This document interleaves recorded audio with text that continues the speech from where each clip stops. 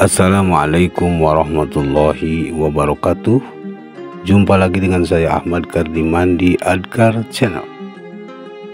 Polemik Salafi yang dinilai mudah membid'ahkan dan mengkafirkan umat Islam lain yang berbeda dengan mereka ramai merasuk di Muhammadiyah.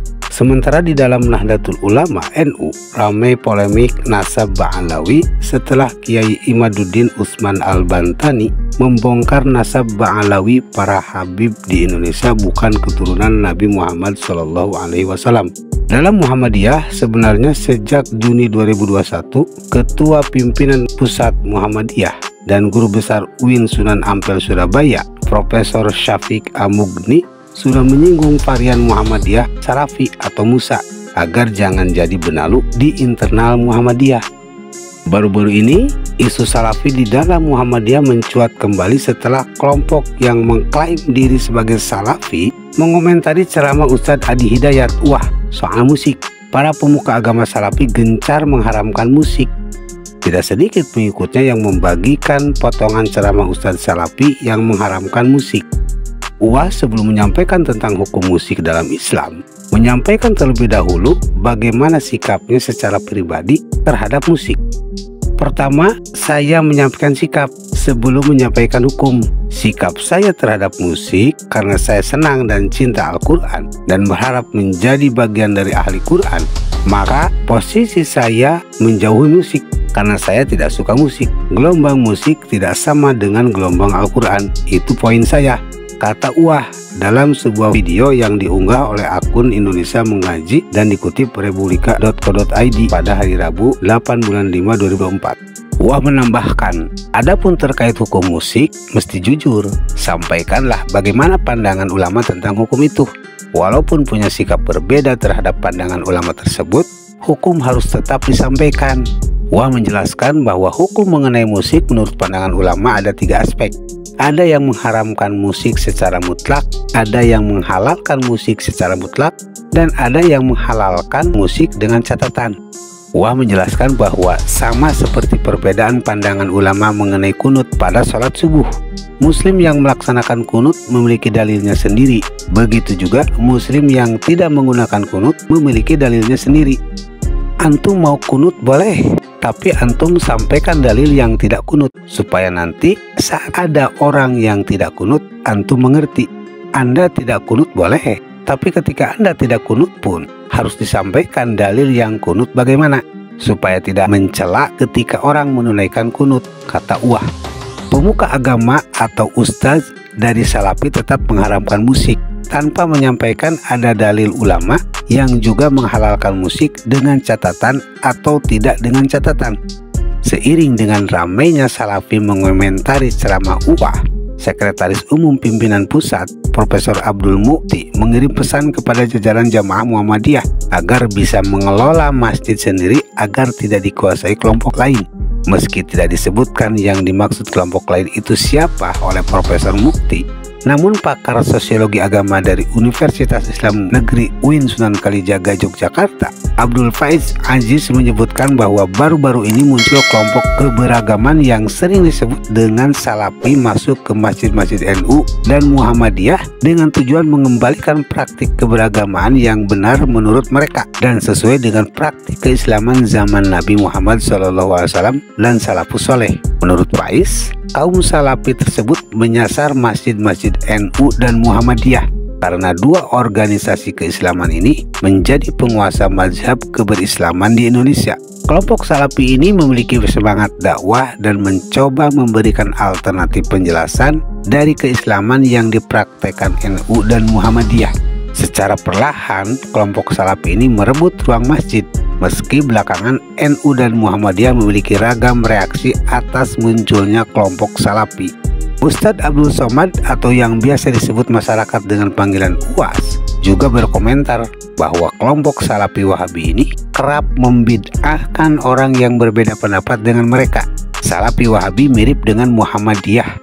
Mereka Salafi Wahabi tidak pakai usolli, basmalah sir, tidak kunut subuh, tidak zikir jahar bersama, tidak doa bersama setelah sholat, sehingga mereka Salafi Wahabi lebih mudah masuk Masjid Muhammadiyah daripada Masjid NU, kata Ustadz Abdul Somad kepada Republika.co.id. Terbaru, Ketua Pimpinan Pusat Muhammadiyah, Profesor Syafiq Amugdi menyampaikan bahwa Muhammadiyah merupakan organisasi yang luas, yang sikapnya luas dan pikirannya luas, sehingga Muhammadiyah cenderung untuk menerima siapa saja yang ingin mengabdi kepada Muhammadiyah.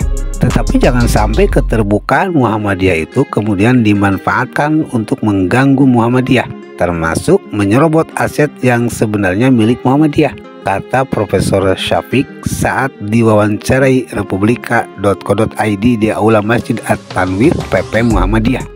Menurut Profesor Syafiq, Muhammadiyah harus hati-hati supaya amanah yang diberikan kepada Muhammadiyah itu tetap terjaga. Maka Muhammadiyah juga harus berhati-hati terhadap setiap usaha dari pihak yang ingin mengambil alih aset dari Muhammadiyah. Ditanya apakah yang dimaksud Salafi atau varian Musa mengambil alih aset Muhammadiyah itu hanya masjid saja atau ada aset lain, Profesor Syafiq menjawab, sebenarnya aset yang lain selain masjid juga harus waspada agar tidak diambil alih. Tapi yang paling sering terjadi itu adalah masjid, karena masjid pintu masuknya lebih mudah dibandingkan dengan amal usaha yang lain milik Muhammadiyah. Misalnya sekolahan, rumah sakit, perguruan tinggi, panti asuhan itu lebih susah untuk dimasuki, ujar Profesor Syafiq. Profesor Syafiq ditanya lagi, apa dampak buruknya jika varian Musa Muhammadiyah Salafi dibiarkan masuk Muhammadiyah tanpa diwaspadai? Menurutnya akan menimbulkan ketegangan di tengah masyarakat karena Muhammadiyah menganut wastiyah. Islam itu agama wastiyah, sehingga tidak mudah mengkafirkan orang, tidak mudah membid'ahkan orang. Kita bersikap proporsional. Tetapi kalau ada orang yang memanfaatkan Masjid Muhammadiyah untuk mencaci maki orang lain, nah ini akan menimbulkan persoalan bagi Muhammadiyah, jelas Profesor Syafiq. Profesor Syafiq mengatakan, pesan yang mereka varian Musa sampaikan itu bertentangan dengan paham atau ideologi Muhammadiyah, tentu merugikan Muhammadiyah. Orang lain mungkin punya kesan seolah-olah pesan dari varian Musa itu identik dengan Muhammadiyah, sehingga Muhammadiyah mendapatkan citra yang buruk akibat orang yang sebenarnya tidak mendapatkan persetujuan dari Muhammadiyah. Ribut nasab. Sementara itu, polemik nasab Ba'alawi yang menjadi muara nasab para Habib di Indonesia munculkan kegaduhan di kalangan Nahdiyin. Hal ini setelah kesohihannya digugat tokoh asal Banten, Kiai Haji Imaduddin Utsman Al-Bantani, menggugat nasab tersebut dalam risetnya yang berjudul Menakar Kesohihan Nasab Habib di Indonesia, sebuah penelitian ilmiah. Dalam penelitiannya tersebut, dia menyanggah kesohihan nasab Habib di Indonesia sebagai keturunan Nabi Muhammad SAW. Dia menulis dalam risetnya tersebut, berdasarkan data-data ilmiah yang penulis sebutkan di atas, penulis menyimpulkan bahwa sangat sukar sekali menurut takaran ilmiah untuk menyebut bahwa Ba'alawi adalah keturunan Ahmad bin Isa bin Muhammad bin Ali Al-Uraidi bin Ja'far As-Sadiq bin Muhammad Al-Bakir bin Ali Zainal Abidin bin Husain bin Fatimah binti Nabi Muhammad SAW. Riset ini pun menuai pro kontra di media sosial, bahkan sampai di akar rumput, hingga jajaran elit pengurus besar Nahdlatul Ulama harus angkat bicara. Rais Am Pengurus Besar Nahdlatul Ulama PBNU, Kiai Haji Miftahul Akhyar, turut angkat bicara menyoal polemik nasab Habib di Indonesia. Menurut Kiai Miftahul, isu yang gaduh ini cuma diembuskan segelintir orang. Masalah ini sudah bukan soal Zuriyah Ba'alawi melawan Zuriyah Wali Songo, melainkan arahnya sudah ke jamaah NU. Gangguan sudah nyata, bukan zon lagi, tapi jelas dialamatkan kepada NU dan bertubi-tubi. Hati-hati, itu pola Wahabi, ujar Kiai Miftahul. Kiai Miftahul mengingatkan bahwa NU memuliakan orang bukan karena nasab atau garis keturunan, suku dan etnis, tetapi keilmuan, kebaikan, dan ketakwaan seseorang. Ketua Umum PBNU Kiai Haji Yahya Khalil Stakuf yang akrab disapa Gus Yahya dalam channel YouTube TVNU Televisi Nahdlatul Ulama pada Juli 2023 mengatakan bahwa yang namanya catatan kalau dicari tidak mungkin lengkap. Dalam diskusi dan bantahan-bantahan yang terjadi, ada yang berpendapat tidak ada catatan 700 tahun.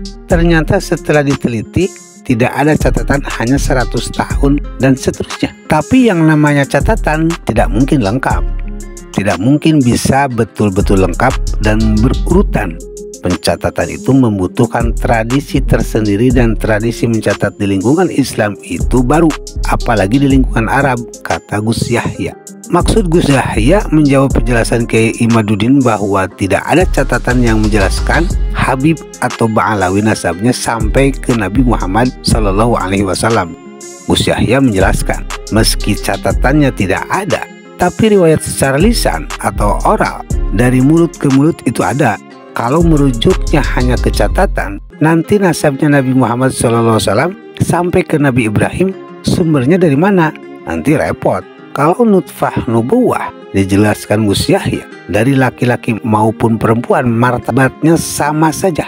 Kalau yang pegang nasab dari laki-laki harus dimuliakan, maka nasab yang turun dari perempuan juga harus dimuliakan. Gus Yahya mengatakan sebaiknya husnuzon, berprasangka baik saja. Jadi soal nasab, menurut saya yang ribut-ribut itu kurang kerjaan, ujar Gus Yahya.